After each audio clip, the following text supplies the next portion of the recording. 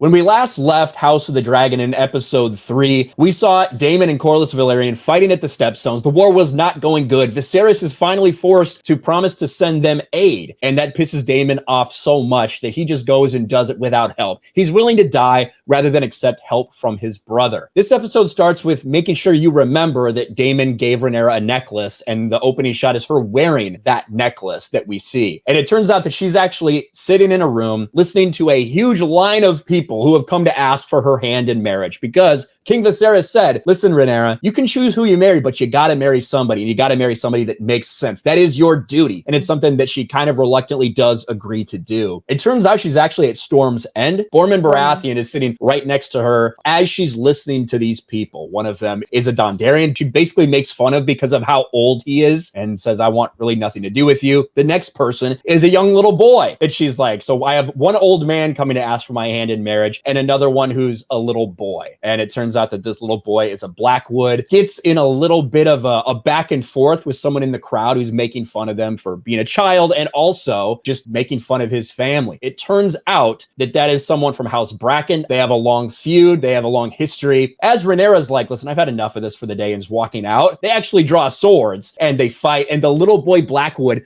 guts this older, I don't know if he was supposed to be a lord or exactly who he was. I think he was unnamed, but just guts him, which is kind of surprising. I think a year is around the timetable that they've established that has passed, which would make Rhaenyra around 18 years old. She was 17 in the last episode. Conveniently for this episode, she's 18, which is probably a good thing. Kristen Cole is there to escort her while she's trying to do this. She says, just take me back to King's Landing. And while they're going back to King's Landing, all of a sudden somebody hears something in the sky. Daemon on the back of Caraxes kind of dive bombs and buzzes the boat, knocks it a little bit just to get everyone's attention. Rhaenyra gets pushed over, knocked against the side, stands up, and she realizes that Daemon has returned. With the realization that Daemon has returned from the Stepstones, all of a sudden the king is waiting to see him. King is completely all dressed up. He's got his crown on. The throne room is full of people. He's standing in front of the Iron Throne ready. And Daemon walks in, he's cut his hair, and he's wearing a crown. That's a thing that people notice right away, as now Daemon is wearing a crown. You don't know exactly what this is going to be. Is this going to be a confrontation? Is Daemon going to ask that he should be the heir again? What's going to happen? He walks up with a Kragus the Crab Feeder's hammer, drops it in front of Viserys and says, put this on the chair, add this to the chair, giving this gift to King Viserys. And Viserys says something to the effect of, hey, you're wearing a crown now. Do you also call yourself a king? And Daemon replies, they called me King of the Narrow Seas after beating the Triarchy, but I acknowledge, your grace, there's only one true king. He puts his head down and he kneels in front of Viserys. That's kind of like the tension reliever, because you're like, okay, there's not going to be a fight. And Viserys walks up to him and says, rise, and embraces him. And all of a sudden, Daemon's back in the good graces of Viserys. Everyone's cheering, because I do think, you know, despite the fact that Daemon is a wild card, I think a lot of people like Daemon Targaryen, because unlike Viserys, it seems like Daemon is someone who's very much willing to fight when he needs to. Might not be the wise thing to do, might not be the popular thing to do what Viserys is doing sometimes, but Daemon is definitely a crowd favorite. At least it seems that way sometimes. There's also an important thing that Daemon mentions when Viserys says, you know, what's of the Stepstones? And essentially, Corlys Velaryon did not come back to King's Landing. He went back to his home in Driftmark. So Corlys Velaryon's still salty. There's obviously bad feelings there, but no one's occupying the Stepstones. He says it's filled with, you know, tens of thousands of bodies of dead Triarchy as a warning to anybody who wants to take it. We cut out to a little feast, a little get together. It's a picnic that they're having outside, like a barbecue in celebration of Daemon returning home, and everyone's eating and laughing. And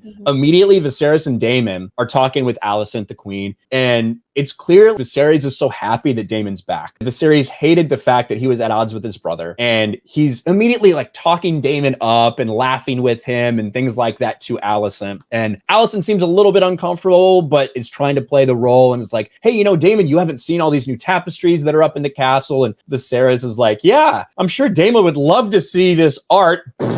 And like they're laughing together because how stupid that sounds. And Rhaenyra comes up and is like, well, I'd love to see the tapestries. And Viserys is immediately like, oh yeah, the daughter who continues to not do what I'm asking her to do, who's pissed me off. Yeah, you want to go run along and see the tapestries if that's what you want. And Rhaenyra feels properly kind of like shunned away. And it's like, all right, well, I guess I'll go see him by myself. An interesting conversation, because Alicent sees her walk away. Alicent follows her and they kind of have this talk, and Alicent is like, how did the trip go? Obviously obviously not very well because everyone's pissed at you. And Rhaenyra is complaining. It's like, I have all these people that are after my hand in marriage.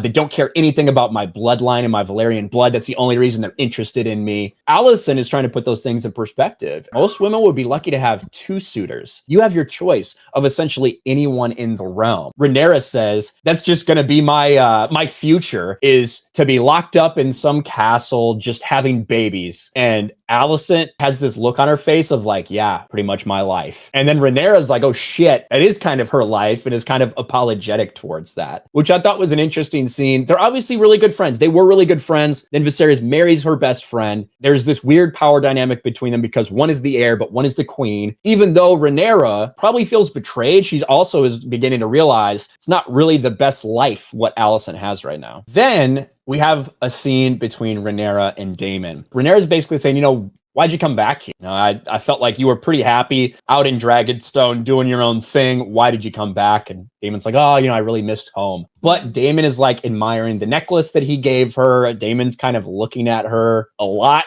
He mentioned something about her growing up a lot since he last saw her. Little bit of creepy vibes from there between Daemon and Rhaenyra. If you know what happens in Fire and Blood, if you know what happens in Dance of the Dragons, this is not a surprise. They do talk about marriage, and Rhaenyra says, look, you're not happy in your marriage. He's like, no, I'm not, but whatever. I'm married to this bronze bitch, this ugly bitch that I don't want anything to do with, but I do whatever I want. I fuck whoever I want. Marriage is a political arrangement. That doesn't mean that that's everything that you're bound to. That's the perspective that Daemon is trying to give to Rhaenyra. And Rhaenyra kind of responds, my mom was made to just have babies until she died from it. And that's not what I want with my life. I would rather just be in solitude than have to deal with anything like that. And that's not really an option for her. But I do think it's a good insight into what Rhaenyra is feeling and how she doesn't want to end up like her mother. Literally just someone who's set to make babies until she has a male baby, has an heir, or until she dies from it, which is what she saw happen to her mom. Then we have one council scene. I think that's the only council scene we have in this episode where they're talking about Corlys Velaryon. That Corlys Velaryon looks to be trying to make an arrangement with the Sea Lord of Braavos. Now, I don't feel like maybe in Game of Thrones, at least in the TV show, they showed just how powerful like that could be. But, when you look at the Free Cities, when you look at the Iron Bank, when you look at all these people not in Westeros, alliances with them can be worth a lot. Just that relationship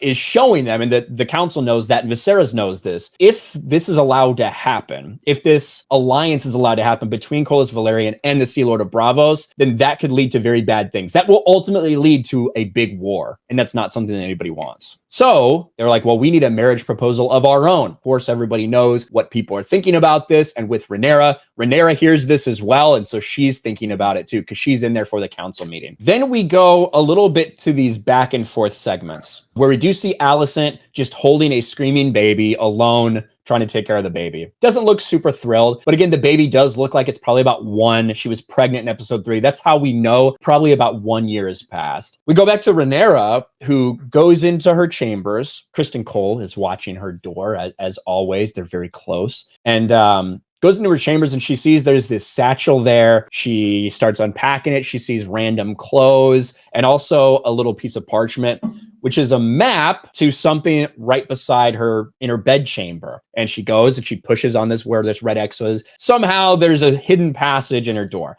I will say this is one of the criticisms I had of it. It's like I have no doubts that Daemon would know a lot of secrets about the castle and everything like that. That doesn't surprise me. But it was just like, without any real setup or introduction or anything. Oh, by the way, there's this secret passage in your room, Rhaenyra. So she finds a satchel. She gets dressed in all the clothes that are there, and she goes through these passages, leads her down through the bowels of the castle and out to a little passage where Daemon is waiting for her. Daemon is also not in his normal clothes. He's just in a hood, and it's clear they're going to go and explore the city. They walk through, they see people drinking, they see people fucking, they see shows going on, and it's like a whole new thing for Rhaenyra. She's never really seen the city from this aspect. She's never really lived like this. She's just been protected her entire life. She doesn't really understand this world. Flash over to Alicent and Viserys. Viserys is bathing. Viserys looks like shit. They've done a really good job in this series of showing Viserys is slowly deteriorating. Now, why is this happening? Is because he's an unfit king? That's the lore that's told, that the Iron Throne will actually cut people who are unworthy or who are poor rulers. We saw him get a cut on his finger, and ultimately now he's got 2 fingers that have been amputated because of that. There's like sores and stuff all over his body. He looks like shit, and he looks worse and worse every single episode. Alicent is there while King Viserys is getting bathed, and they're kind of like rubbing over some of the sores that he has on his body, and she sends the servants away and she does it herself. I think it's interesting because this is showing that although Alicent does feel lonely and feel like she's doing her duty, she actually does care about King Viserys, which again is interesting, and it's showing that it's not just some fucking torturous thing for her. She cares about the king, even if she doesn't like some of the aspects of what her current life entails. Flashback to Rhaenyra and Daemon. They're watching a play that's being put on in the city. Rhaenyra doesn't really like this play because they're depicting, hey, look at these 3 possible heirs to the throne for King Viserys. And they talk about Rhaenyra, they talk about baby Aegon, and they talk about Daemon. Rhaenyra is very surprised by the way that people see her. Everyone's like, should we have a woman on the throne? And everyone's like, no, fuck that. Fuck a woman ruling. That'll never work. And Rhaenyra's like shocked to hear this from the people. They all want Aegon. He's a boy. That's literally the only reason. And she's like so upset by that. She tries to be like, no, boo, boo, when everyone's cheering. And Daemon's like, you can jest all you want, but at the end of the day, the way these people feel is what matters. It doesn't make it fair that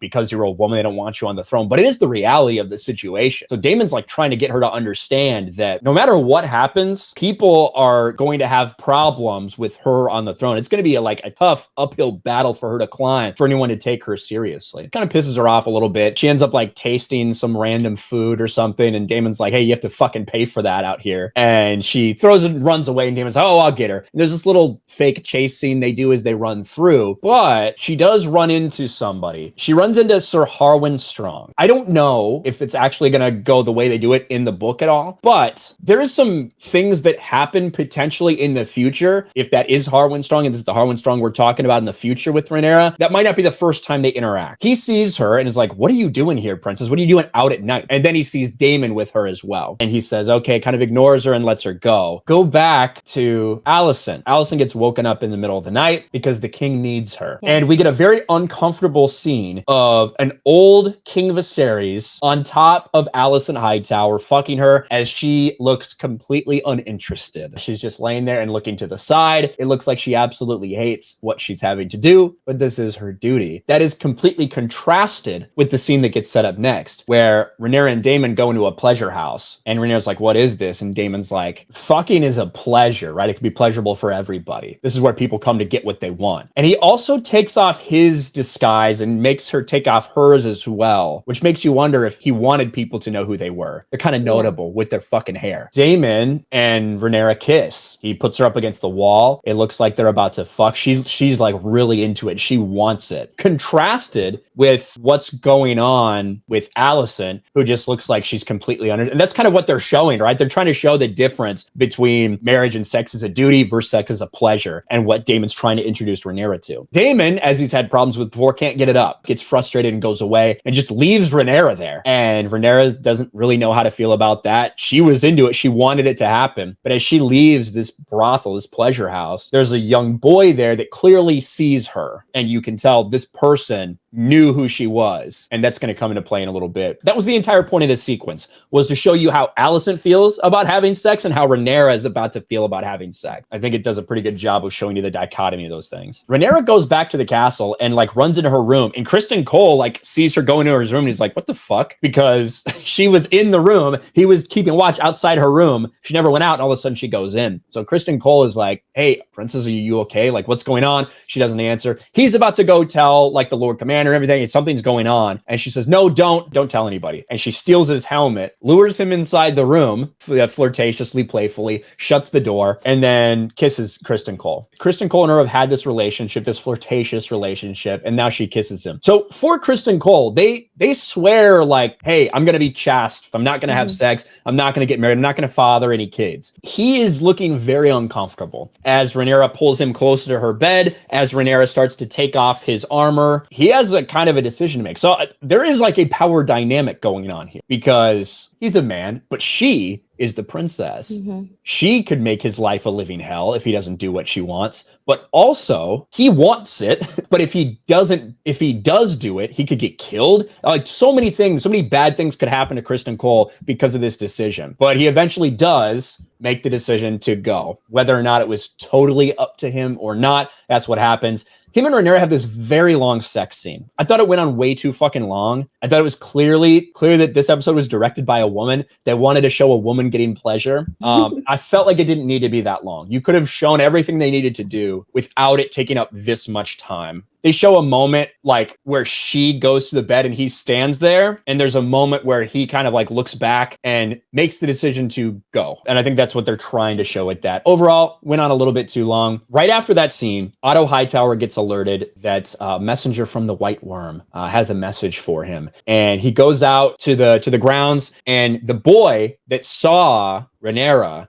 is there, has a message for him. So now we know that Otto's about to know that Rhaenyra was up to something. We don't know all the details about what he's about to be told, but we know that Otto's about to find this out. Now Daemon wakes up and he's clearly drunk. He's clearly hungover, and wakes up in a room with Mysaria, so his old whore, who has now given up being a whore and is now kind of the master of whisperers. She's actually the White Worm. That's kind of her role now. That's not really laid out completely in detail, but if you could put the pieces together and realize that, plus if you know the character from the book, you know that that's eventually where it goes. She is like, I basically made sure that you were sleeping here tonight and not just out making a fucking fool of yourself. You can pay for the room when you leave. And she gives Daemon something to cure his hangover. He's like, fuck that. I don't want to get cured for my hangover. I just want to I want to stay blurry. Like Daemon wants to be in this state. He wants to be hungover. He wants things to be fuzzy. He doesn't want any fucking help from anybody. You go back to Viserys because Otto is telling King Viserys what he knows.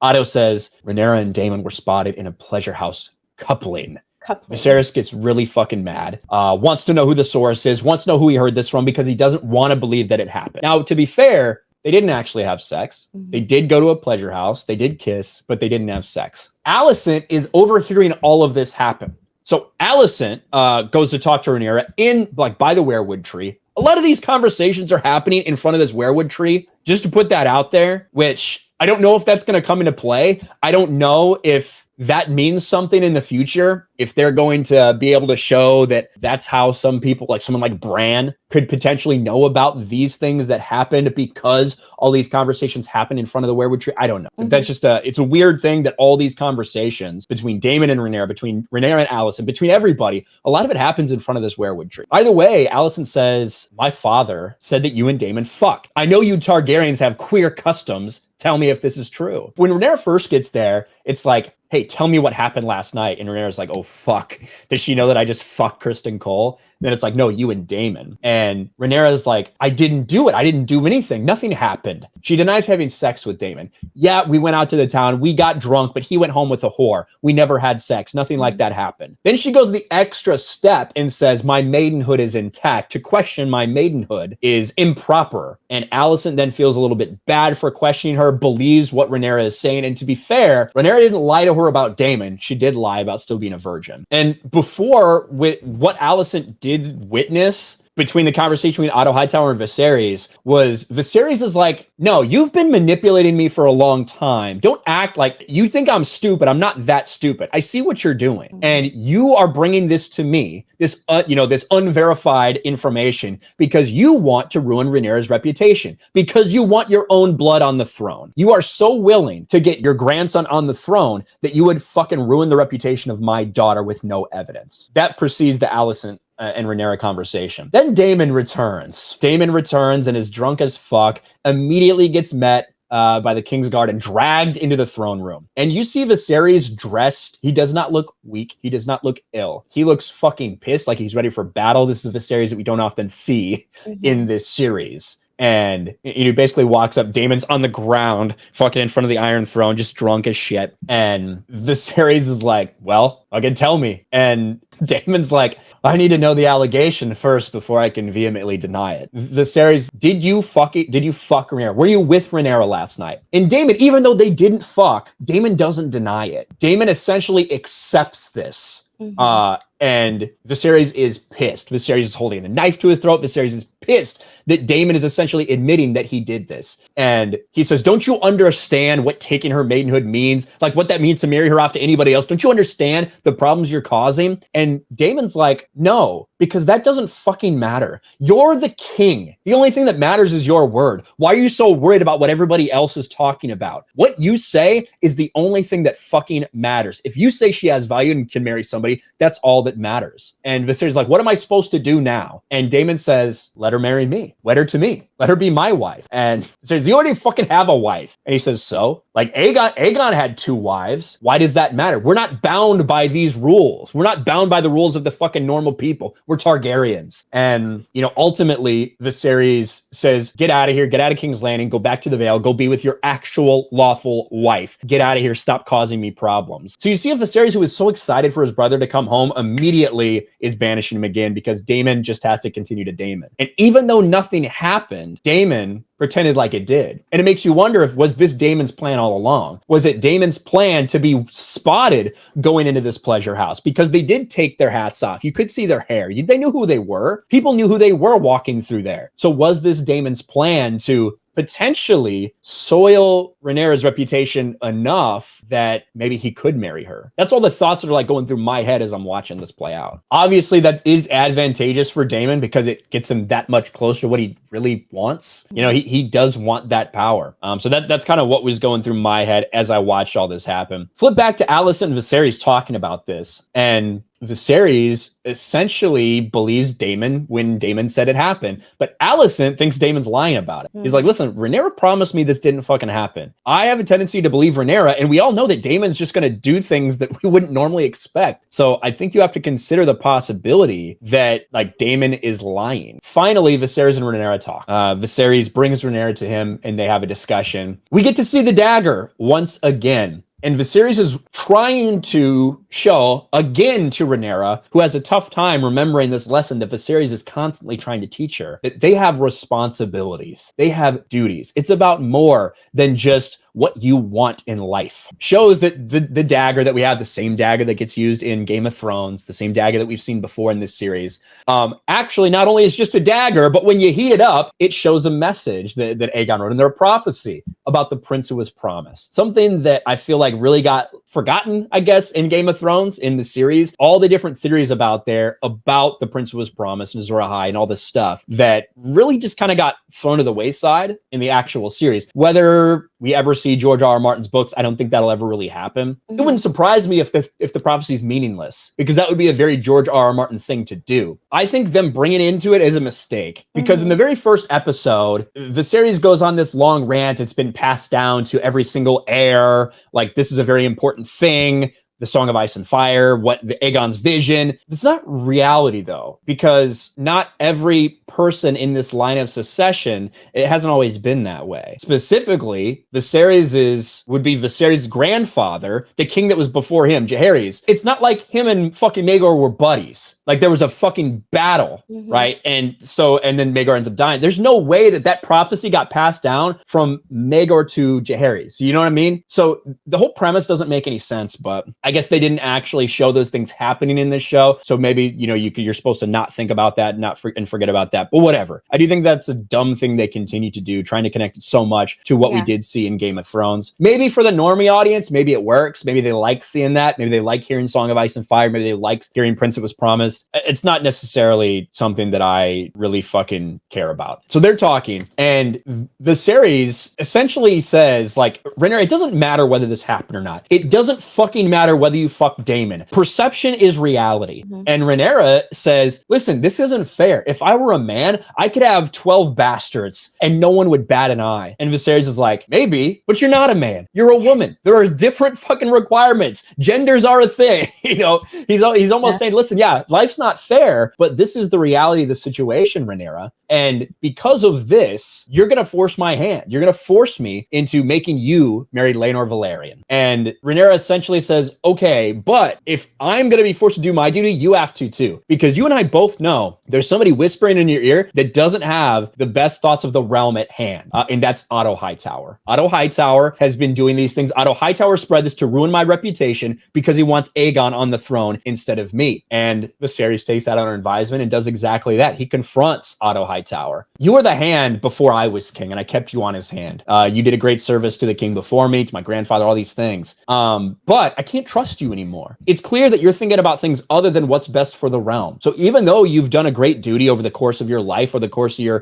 career as Hand of the King, you were nothing before you were Hand. Now you have all this power in the world. How long did it take for you to start making decisions to benefit you instead of the realm? And it's a pretty good scene, I think. I think Paddy Considine does a good job in it. It was a long time coming for this decision, but he takes Hand away from Otto. And once again, I think that Paddy Considine as King Viserys is a really fucking strong part of this show because you're able to sympathize with him and understand where he's coming from and realize like the great pressure that he feels like he's under to keep the realm together. And again, something I wish that they would have done a better job of explaining, perhaps, other than what they did in that opening scene, was just how beloved and like well looked upon the previous king was, King Jaehaerys. It was a time of relative peace and prosperity, in comparison to other things that had been happening. A lot of fucking fights, a lot of bad things happening for the people of Westeros. But King Jaehaerys, it's like, hey, we're going to build the King's Road. We're going to make things better for everybody. We're going to constantly make these improvements. Like, people like Jaehaerys a lot. So Viserys feels the need to keep all of that together. He wants to have that same reputation. He doesn't want the realm to fall into chaos. And the more and more things that he tries to do, it seems like the more and more, the closer and closer he gets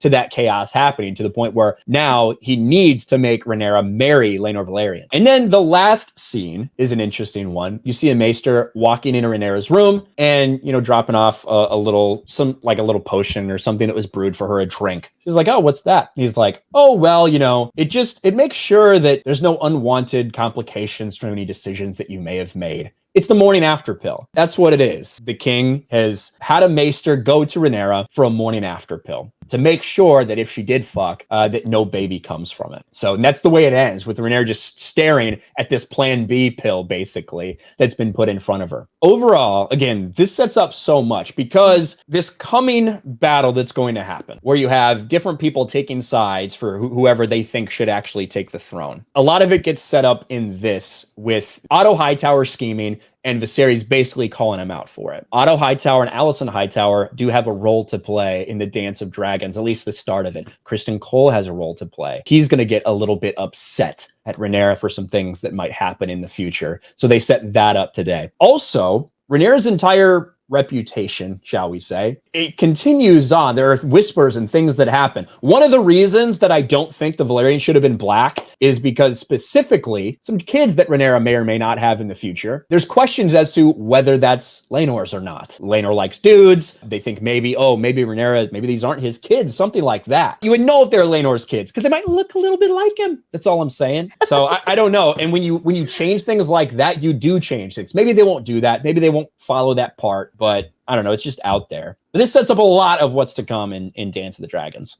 There are no good people in these stories, right? No. Everybody's making mistakes. Everybody's lying to each other. I would say that right now, Viserys is like a good person in that he does truly feel like he's trying to do best for the realm. But I will say, if he was trying to do that, he wouldn't have married Alicent. That was not the right decision. That was one that he wanted to do for himself as opposed to for the good of the realm. So even Viserys, isn't necessarily doing the right things here.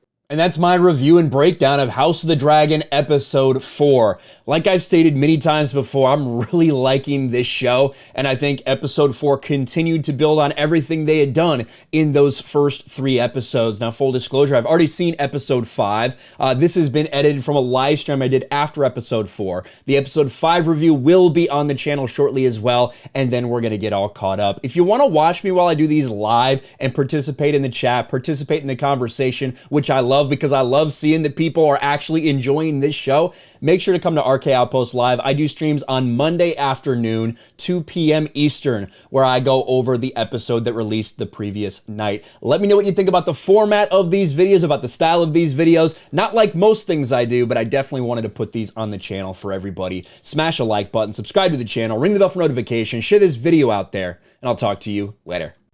Thanks for watching, everyone, and a huge shout out to my patrons. I appreciate you guys so much. Want to follow me on Twitter or Instagram? Check out the description below.